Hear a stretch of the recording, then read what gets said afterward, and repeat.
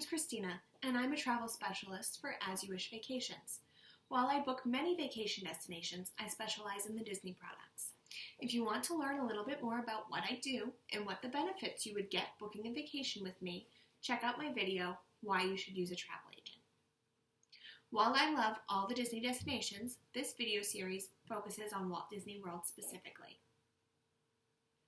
Earlier in the series, we talked about the factors that went into deciding when to go to Walt Disney World. One of the considerations that we talked about was weather. In this video, I will talk about the weather trends and what to be prepared for. The Florida weather is very different than most other states around the U.S. Typical seasons don't apply, and the weather follows different rules because of the climate and unique geography. I'm going to walk through some of the typical weather patterns, but just like wherever you're from, the weather can be completely unpredictable. Check the forecast before you leave, but be prepared for anything. I always make sure I pack a sweater and a light rain jacket, no matter when I'm going. Winter in the Orlando area is definitely different than what you would find in the northern states. Average highs are in the low 70s, and a cold day is in the upper 50s or lower 60s. It's extremely comfortable, and the sun doesn't feel nearly as warm. But it's still a refreshing change from the frigid, cold temperatures where you may be coming from. When the sun goes down, it can get a bit chilly. This is where the weather really varies the most. One Christmas, we were expecting moderate temps, and it was so cold we all ended up buying sweatshirts and gloves. The next year, we brought all of our long-sleeve shirts, and we couldn't wear them because it was in the 90s. If you're traveling during this time, you'll want to bring a jacket or hoodie, unless you want an excuse to buy souvenirs. I've had similar experiences in the spring as well. It's definitely very warm when the sun is out. It's a good idea to prepare to dress like it's summer, and then have a light jacket handy. The mornings and the evenings are a bit chilly, and you're less likely to get rained out in this season. Don't worry about not being able to swim. The water parks at Disney are open all year for you to enjoy. The pools at the resorts are heated, so even if it's a cooler day, you can still go for a swim. If you've been cooped up all winter and you want a little bit of swimming on vacation, you can. So it's always a good idea to make sure you're packing your swim clothes and gear so that you're all set. Now we're getting to summers. Summers bring blistering heat and the rainy season. I'm not kidding. The summertime is extremely hot.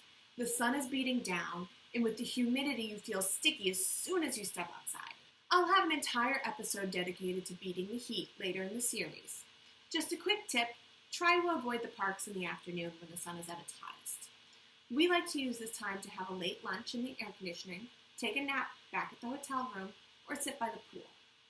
Make sure you remember to pack breathable, moisture-wicking clothing, and hydrate, hydrate, hydrate.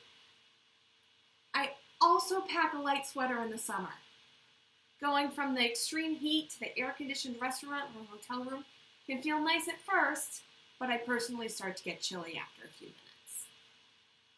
During the summer, it's not uncommon to see rain in the forecast every day of the week. It does not mean it will rain all day, every day. Florida is known for having frequent rain showers. You may have heard of the 3 or 4 o'clock rain referenced by local Floridians. They say they can set their watch by it. When it starts getting hot and humid, it's very common for there to be afternoon rain, especially in the summer months. It will make everything even more humid after, but it does feel a bit cooler. I always pack a bunch of disposable ponchos. Even though it doesn't have Mickey on the back, the price tag isn't as steep, and I don't feel guilty throwing it away after. I hate walking around with a wet poncho. They have some other really cool uses too that I'll discuss in a future episode about helpful items to pack. But what about rain in the forecast during hurricane season? Although June to November is officially considered hurricane season, most activity takes place in August, September, and October. The short showers are still common, but if a big storm system is working through, it could rain almost daily for several days, possibly your entire vacation. Though this past year did bring closures due to Hurricane Matthew, this is extremely rare. Orlando is in the center of the state, and the worst of the storm usually stays on the coast. If you are traveling in September or October and want a little peace of mind, you may want to look into trip insurance. While all of this is important to be aware of, Disney World is still a lot of fun in the rain. Sometimes it's less crowded since the rain will clear out many guests and all of the locals. You can still have a ton of fun and experience most of the attractions and rides. Fall definitely isn't the fall you may be thinking of with the changing of leaves and the crisp, cool air. It's still really hot in Orlando, and everything's still lush and green due to the constant sun and warm temps of Florida. Just like with spring, as it gets deeper into the fall, the evening temperatures start to get a little bit cooler. So for during the day, pack the comfortable summer clothes that we already talked about, and then have a light jacket or hoodie ready for the evenings, so you're prepared if there's a cooler night. Once the sun goes down, it can feel really chilly after you've been sweating in 90-degree weather and sunshine all day. No matter when you go, the Florida sun is very strong. Even in the winter, when the temps are a little cooler, you still need a lot of protection. You can burn even if you're cool, so be sure to apply sunscreen regularly. The rays are much stronger than you're used to, and you don't want to end up with sunburn. Bottom line, the weather in Walt Disney World, just like the weather anywhere, is beyond your control. But with preparation and flexibility, you can have a magical family vacation any time of the year. Of course, your As You Wish Vacations agent can make sure that you are fully equipped for your trip. Join me next week when I talk about some of the special events at Walt Disney World throughout the year.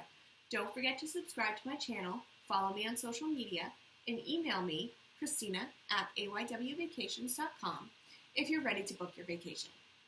Thank you so much for joining me, and I hope all of your vacations are exactly as you wish.